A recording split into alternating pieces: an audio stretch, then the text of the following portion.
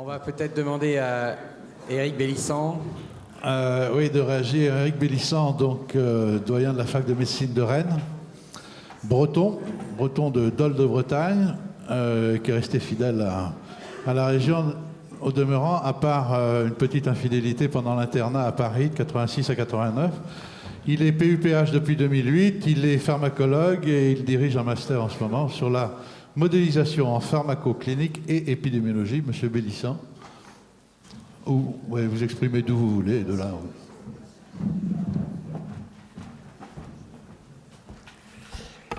Merci beaucoup pour cette introduction et pour cette invitation. Moi, je veux dire, je suis très très heureux d'être parmi vous aujourd'hui pour débattre et discuter d'une question qui m'est chère, qui concerne les évolutions et la place de l'université dans les questions de formation, d'innovation et de recherche. Et la question qui m'a été posée dans le cadre de cette invitation m'a particulièrement interpellé et fait réfléchir. Et j'espère que les quelques diapositives que je vais vous présenter vont permettre d'amorcer la discussion. Diapositive, s'il vous plaît. Donc, je vais vous présenter cet exposé donc en suivant ce plan. Donc, et je vais focaliser mon propos sur formation, innovation, recherche, ce qui veut dire que je vais mettre de côté, c'est pas que ça ne m'intéresse pas, mais je pense que dans le cadre de cette présentation, c'était pas ce qui m'était demandé. Je vais donc mettre de côté les aspects structurants du territoire concernant le soin, puisque c'est pas ma fonction, je dirais, aujourd'hui dans le cadre de cette intervention. Donc, je vais me focaliser sur formation, recherche, innovation, en dressant, je dirais, quelques éléments de contexte, puis en analysant les forces, faiblesses et les exigences que nous pouvons avoir dans ce domaine. On verra ensuite les évolutions dans ce domaine, récentes et actuelles, et puis l'objectif des réorganisations territoriales qui sont actuellement en cours. Et je finirai par 3 à 4 diapositives pour focaliser sur pourquoi le territoire est structurant, comment le territoire est structurant, et est-ce que le territoire va devenir encore plus structurant qu'il ne l'est aujourd'hui. Diapositive, s'il vous plaît. Alors le contexte, il est pour moi marqué par 2 éléments qui sont absolument fondamentaux. C'est d'une part une évolution très très rapide sur le plan scientifique. C'est une banalité de le dire, mais les choses vont à une vitesse folle. Et quand on est, je dirais, dans la pratique quotidienne, on ne s'en rend pas toujours compte à quel niveau. L'évolution scientifique, elle est au niveau de la biologie, de la génétique, de l'imagerie. Tout avance très très vite dans chacune de nos spécialités. Et puis, il y a aussi une évolution technologique. Et cette évolution technologique, elle va très clairement révolutionner la manière dont on va pratiquer la médecine dans les années qui viennent. L'arrivée dite des big data, ces données intégrées, socio-démographiques, d'habitudes alimentaires, nutritionnelles, sportives, de génétique, tout ça va pouvoir être intégré pour mieux comprendre, je dirais, l'évolution des patients et mieux les prendre en charge, si possible, en amont de l'arrivée d'événements morbides.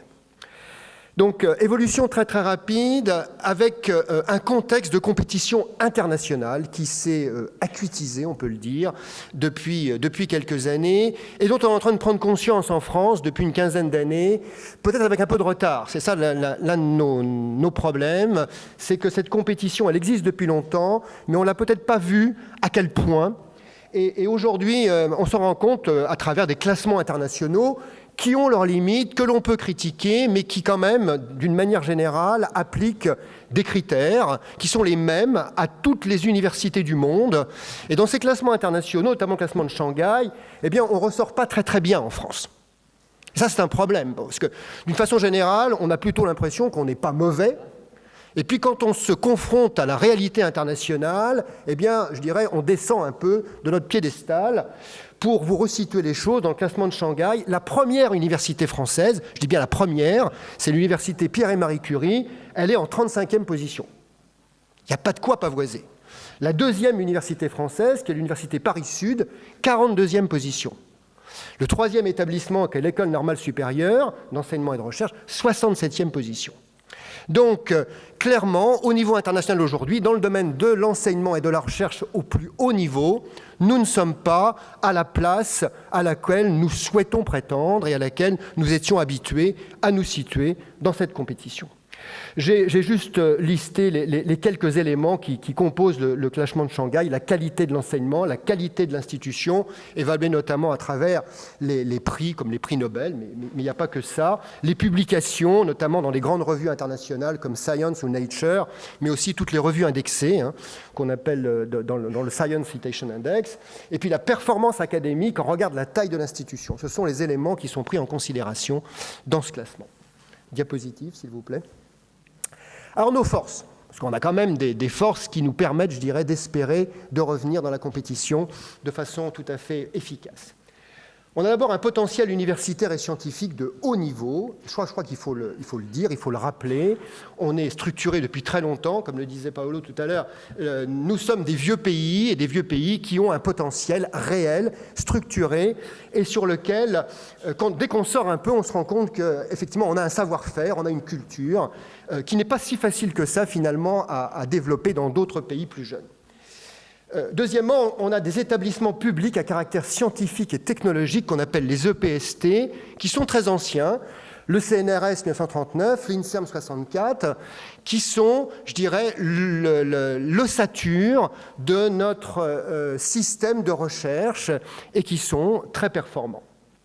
On a les CHU, qui associent soins, formation, recherche, créés en 1958, qui sont des structures très intégrées dans lesquelles on développe la recherche en santé avec la formation des étudiants et le soin aux patients. Une autre force, parce que je pense que c'est un élément important qui donne une stabilité au corps des chercheurs, c'est qu'on a un corps d'enseignants-chercheurs et de chercheurs titulaires. Ça, c'est important. Les enseignants-chercheurs et les chercheurs n'ont pas besoin de trouver des financements pour se financer eux-mêmes. Ils ont besoin de trouver des financements pour faire leurs recherches, mais pas pour se financer. Et puis, on a un financement des structures et des projets par des fonds publics, et ça aussi, c'est une force importante. Diapositive. Maintenant, on a aussi des faiblesses. Et je crois qu'il faut en être parfaitement conscient. On a des faiblesses structurelles, une grande dispersion des forces et des ressources. Très clairement, aujourd'hui, la France, c'est le saupoudrage. Il y a de tout partout. Il y a de tout partout avec une très grande hétérogénéité entre Paris et les régions. Paris a une situation très dominante, avec une concentration énorme de moyens et de forces. Les régions sont beaucoup plus pauvres, entre guillemets. Et puis aussi, on a au sein des régions une grande disparité nord-sud et aussi une grande disparité est-ouest. Et donc, tout ça est un véritable problème, je dirais, le jour où il faut rentrer dans une compétition internationale. La deuxième faiblesse, et vous la connaissez tous très bien, c'est la réduction drastique du numerus clausus dans les années 90 à 2000. Et ça, on n'a pas fini d'en payer le prix.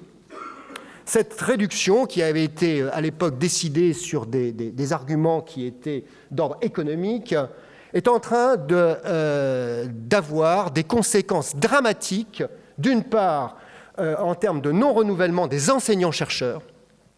Et dans beaucoup de disciplines aujourd'hui, nous ne sommes plus capables de renouveler nos enseignants-chercheurs. Ce qui veut dire que nous n'allons plus être capables de former les futurs médecins dans les spécialités correspondantes. Ça, c'est un vrai problème qui est en train d'arriver. Et il est clair que cette réduction du numerus clausus a maintenant un impact 15 ans après. Et puis le deuxième problème que vous connaissez aussi tous très bien, c'est le non-renouvellement des médecins généralistes et spécialistes qui sont en train de partir en retraite, et notamment en médecine générale, mais aussi dans certaines spécialités, ça commence à poser des problèmes sérieux. La troisième faiblesse, c'est la faible attractivité des carrières hospitalières et hospitalo-universitaires. Et dans un contexte où le nombre de médecins s'est réduit, il est évident que le système entraîne une dérive naturelle vers des carrières qui sont plus attractives, notamment dans le privé. Et puis la dernière faiblesse, qui est importante, à mes yeux, notamment quand on parle de recherche, c'est la faiblesse de l'industrie pharmaceutique, française. L'industrie pharmaceutique est devenue internationale, et malheureusement, la France pilote assez peu de groupes pharmaceutiques d'ambition et d'envergure internationale. Et ça nous pose un problème, parce qu'il est évident que les groupes, je dirais, qui sont pilotés aux États-Unis, au Japon ou dans d'autres grands pays d'Europe, sont des groupes qui privilégient évidemment les pays dans lesquels ils sont. Diapositive. Alors les exigences, parce que je crois qu'il faut continuer à avoir quelques ambitions, c'est de former des médecins qui soient capables d'exercer la médecine du XXIe siècle, et on a eu d'excellents exemples dans la présentation précédente sur tout ce que, je dirais, la révolution technologique va induire comme modification dans les pratiques médicales. Donc, il faut qu'on soit au rendez-vous, il faut qu'on soit capable de former ces médecins. La deuxième exigence, parce que c'est une attente de la population, bien évidemment, c'est de continuer à former des chercheurs de niveau international. Et pour ça, il faut avoir des équipes et des unités de niveau international. La troisième exigence, c'est de promouvoir la recherche et l'innovation dans tous les domaines de la médecine. Nos populations attendent cette exigence de façon très claire. Et puis d'évaluer, bien entendu, les innovations pour les intégrer très vite dans la pratique médicale. Diapositive. Alors, face à ces forces, ces faiblesses, ces exigences, comment nous sommes-nous organisés et qu'avons-nous fait depuis 20 ans et que sommes-nous en train de faire actuellement? Les évolutions récentes. Eh bien, la première évolution qui a été fondamentale, je dirais, pour structurer la recherche, ça a été de définir un cadre législatif et réglementaire. Et ça, la France a été pionnière. Ça a été la loi Huriet en 88 qui a structuré la recherche, notamment sur le médicament. Et puis, l'Europe a pris le pas, je dirais, sur les réglementations nationales et a émis une directive européenne en 2001, la directive 2001-20-CE, qui a été finalement très inspirée de la loi Huriet. On avait été pionniers et l'Europe s'est inspirée de ce qu'on avait fait. Et cette directive européenne a été intégrée en droit français en 2004. La loi Jardé, en 2012, qui malheureusement pour l'instant n'a toujours pas de décret d'application, et puis le règlement européen en 2014. Et tout ça est en train de bouger, est en train de structurer la manière dont on conduit la recherche médicale chez l'homme. La deuxième évolution très importante qui a été fondamentale dans le maintien de notre compétitivité, c'est les modalités de financement et la création du PHRC. PHRC, financement sur des fonds DGOS, qui a permis de booster la recherche clinique académique à partir de 1994. Et puis le troisième élément, c'est la labellisation de structures de recherche qui obéissent à des modes de fonctionnement et des critères d'évaluation scientifique, que sont les structures labellisées par l'INSERM, les centres d'investigation clinique, plurithématiques dès 1994, d'épidémiologie clinique à partir de 2004, de biothérapie à partir de 2005 et d'innovation technologique à partir de 2008. Et ces centres d'investigation clinique, aujourd'hui une cinquantaine en France, sont des éléments essentiels de la recherche translationnelle, donc le lien entre la recherche fondamentale et la recherche clinique, et du développement de la recherche clinique académique, partenariale ou non d'ailleurs, avec l'industrie pharmaceutique. Et puis plus récemment, on a eu une nouvelle intégration, que sont des intégrations hospitalo-universitaires thématisées, avec la création des IHU, les instituts hospitalo-universitaires, les DHU, départements hospitalo-universitaires, et les FHU, fédérations hospitalo-universitaires.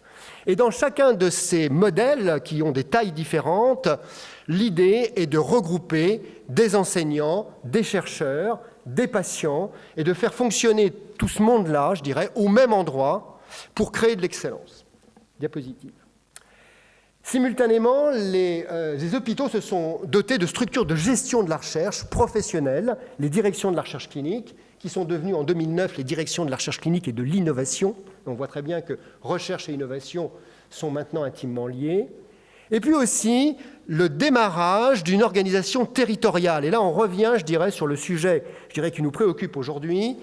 On a, à partir des années 2000, organisé la formation, la recherche, l'innovation dans des interrégions qu'on appelle les cancéropôles pour la recherche en cancérologie. Pour la recherche clinique, c'est les délégations interrégionales de la recherche clinique qui sont devenues ensuite les groupes interrégionaux de recherche clinique et d'innovation en 2011. Et puis aussi, pour l'industrie pharmaceutique, la création de ce qu'on appelle le CNGEPS, le Centre national de gestion d'études des produits de santé, qui lui aussi a créé une organisation territoriale pour faciliter l'étude des nouveaux médicaments dans les hôpitaux publics français. On a créé aussi une agence de moyens, l'ANR, en 2005, et aussi, très important, une agence d'évaluation de la recherche et de l'enseignement supérieur, l'AERS, qui est devenue HCERS en 2013, sans que ses missions en aient été réellement changées. Donc, vous voyez, tout ça s'est structuré depuis une dizaine d'années. Le paysage s'est énormément complexifié, mais a permis aussi de faire avancer les idées d'intégration, d'enseignement et de recherche. Diapositive. Alors, les évolutions actuelles, ce n'est pas fini. Ça continue à bouger, ça bouge très vite, très très vite même. Et aujourd'hui, les dernières dispositions réglementaires nous permettent de créer de grands ensembles, comme les communautés d'universités, qui sont des regroupements d'universités sur un territoire. Et nous avons un exemple tout à fait démonstratif de ce qui se passe actuellement en France, ici en région Bretagne et Pays de la Loire, avec la création d'une communauté d'universités qui s'appelle Bretagne-Loire, qui regroupe les universités de Rennes, de Brest, d'Angers et de Nantes. Des regroupements aussi, fusion d'universités. Un autre exemple, c'est la fusion Rennes 1, Rennes 2, qui aujourd'hui va créer une très grosse université, 50 000 étudiants, et qui va regrouper tous les domaines scientifiques dans mathématiques, informatique, médicale, sciences humaines et sociales, droit, économie, gestion, qu'on peut imaginer. Les UFR se regroupent aussi. Les UFR se regroupent et il y a actuellement création d'UFR santé, regroupant médecine, pharmacie, odontologie, parce qu'il est clair qu'il y a beaucoup de partage à envisager. Et puis aussi, on a des réseaux de recherche clinique qui sont en train de se créer et dont les têtes de pont sont les CHU et qui animent un partenariat avec les hôpitaux de la région.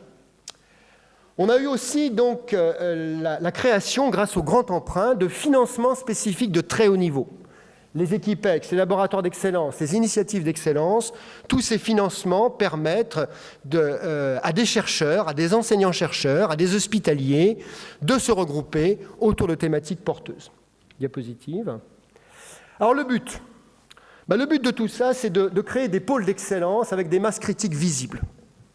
C'est de lutter contre ce saupoudrage dont je faisais état dans mon introduction et aujourd'hui de regrouper les personnes qui travaillent sur les mêmes thématiques et de les faire travailler ensemble. De développer des complémentarités, deuxième élément, de donner de la cohérence à l'ensemble. On avait un ensemble qui n'était pas cohérent. Chacun faisait un peu ce qu'il voulait dans son coin. Aujourd'hui, l'objectif, c'est de donner de la cohérence à l'ensemble et de mutualiser les ressources. Les conséquences de tout ça, ça va induire des réorganisations territoriales majeures. Et ça implique des choix stratégiques. Et là, je dirais, en tant que décideur, on a un rôle important à jouer. Diapositive. Alors l'objectif de ces réorganisations territoriales, c'est de renforcer le lien enseignement, soins, recherche, innovation au sein de pôles d'excellence de visibilité internationale. Alors c'est facile à faire à Paris, ça. C'est moins facile à faire en région, mais on s'y attelle. Deuxièmement, développer des pôles d'enseignement supérieur et de recherche d'envergure et de compétitivité internationale. Et troisièmement, mettre en réseau des missions et des forces scientifiques d'excellence. Diapositive. Alors, pourquoi le territoire est-il structurant ? La première raison, c'est pour pallier la carence actuelle et à venir en enseignants-chercheurs dans certaines spécialités. Alors là, j'en reviens, je dirais, directement à la médecine.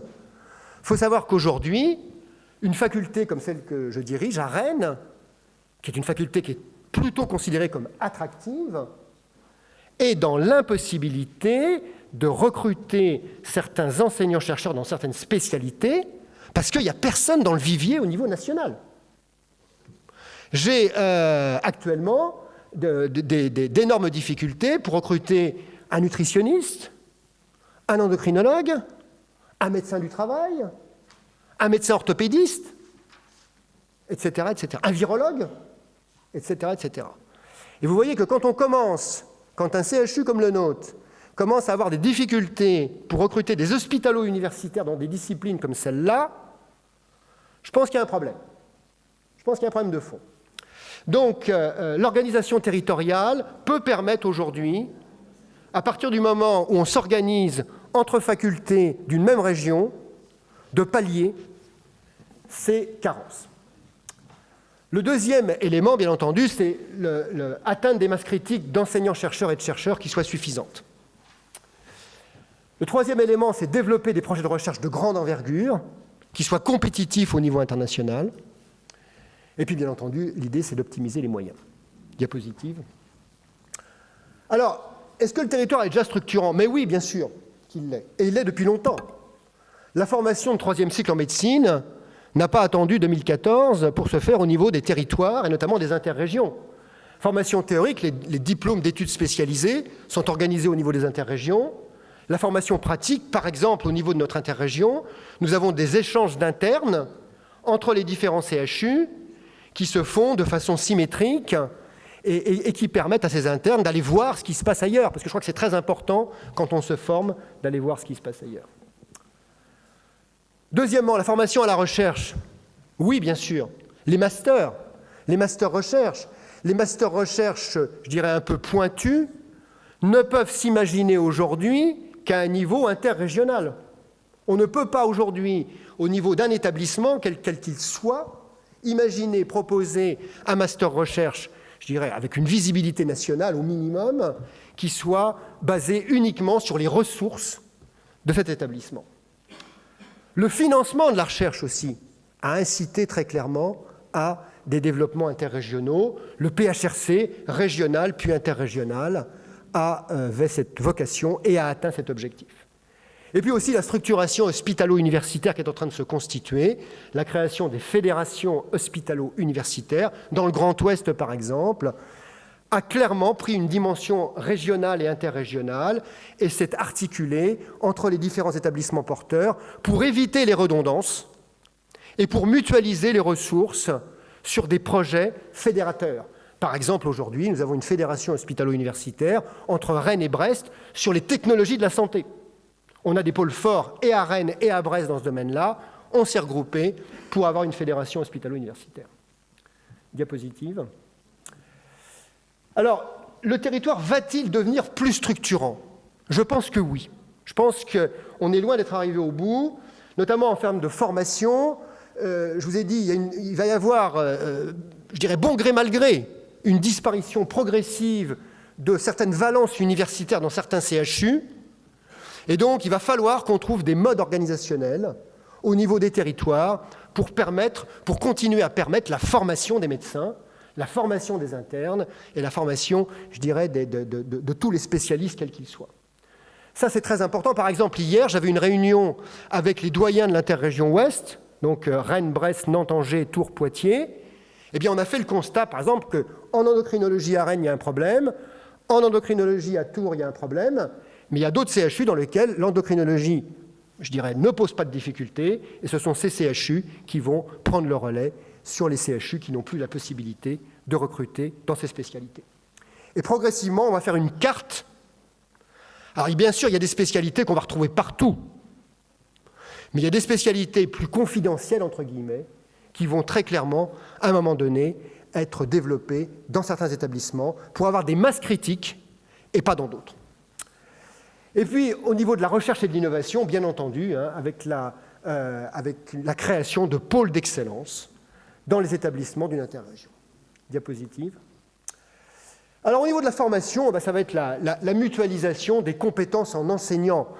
Je vous disais tout à l'heure, le territoire, pour moi, c'est une manière de regrouper des enseignants, chercheurs très pointus dans un domaine donné pour avoir une masse critique qui soit suffisamment attractive pour les étudiants. Mutualisation aussi des services cliniques, des lieux de stage ambulatoires et des unités de recherche capables d'accueillir les étudiants. Sur un plus grand territoire, on a plus de possibilités. Et puis aussi, et ça c'est valable surtout pour les masters recherche, l'élargissement du bassin de recrutement des étudiants. Quand on commence à avoir un territoire comme le Grand Ouest, on a une masse d'étudiants potentiellement intéressés, même par des formations spécialisées, qui peut clairement justifier l'existence de ces masters. Dernière diapositive.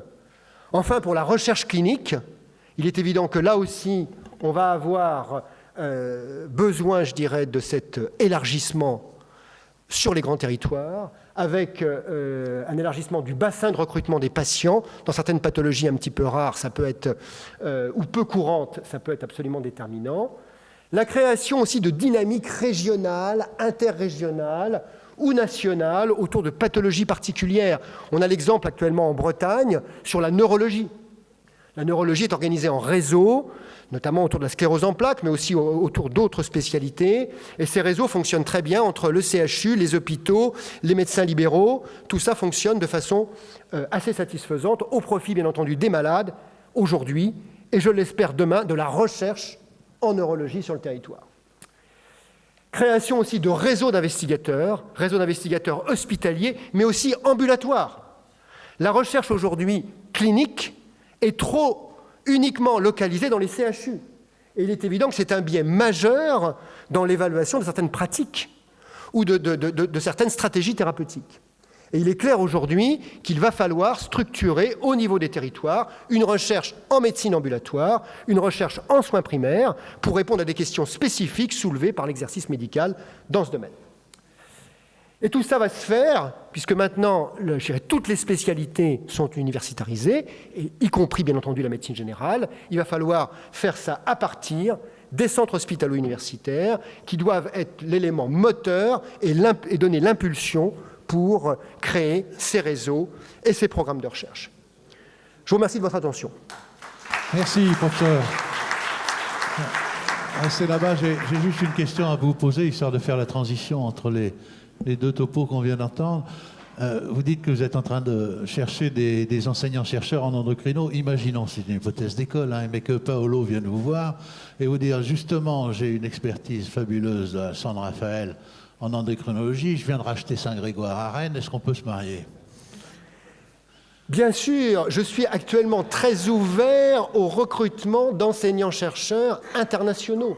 Et ça fait partie aujourd'hui, je dirais, le terrain de chasse, entre guillemets, pour recruter des enseignants-chercheurs, c'est plus le CHU, c'est plus la région, c'est même plus l'interrégion, c'est la France entière et au-delà de la France, l'international. Attendez, je le connais, le jeune homme, là, maintenant, je l'ai entendu pendant 1 heure tout à l'heure, il ne va pas venir comme ça gratuitement, il va vous dire, on va essayer de monter un grand pôle un peu privé quand même. Hein.